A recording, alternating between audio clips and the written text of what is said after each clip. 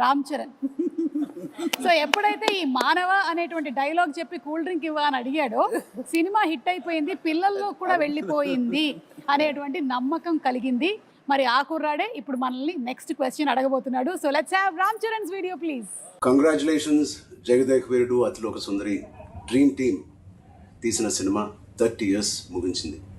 నేను dream team అని ఎందుకు అంటున్నానంటే అశ్వదత్ గారు, ఇళయరాజా గారు, రాఘవేంద్రరావు గారు, ఎండమూరి గారు, విన్సెంట్ గారు, పరుచూరి బ్రదర్స్ గారు, ఇంతమంది లెజెండ్స్ ఇలా ఒక సినిమా కోసం కలవడం అనేది ఎప్పుడు జరగలేదు, నా బహుశా జరగదు కూడా.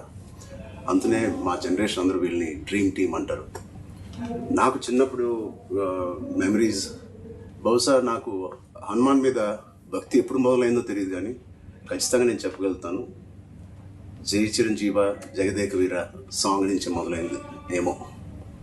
It's most memorable film. మా జనరేషన్కి, మా ముందు జనరేషన్లో చాలా మంచి ఫ్యాంటసీ ఫిల్మ్స్ వచ్చినాయి, కానీ నాకు గుర్తుండే first magical adventure romantic film Jagadeka Veerudu. And అని మెమరీస్ ఎన్నో ఉన్నాయి ఆ సినిమాలో, మాట్లాడుకునే సీన్స్ కానీ అవన్నీ. బట్ ఆఖరిలో దేవకన్యగా వెళ్ళిపోతున్న శ్రీదేవి గారు మామూలు మనిషిగా మారిపోవడానికి ఆ రింగ్ తీసి వాటర్లో పడేసినప్పుడు ఒక చేప మింగేస్తుంది. మాకు తెలుసుకోవాలని ఉంది ఆ రింగ్ ఏమైంది, ఆ చేప ఏమైంది. 30 సంవత్సరాలు అయింది, మా ఎవరికి తెలియదు.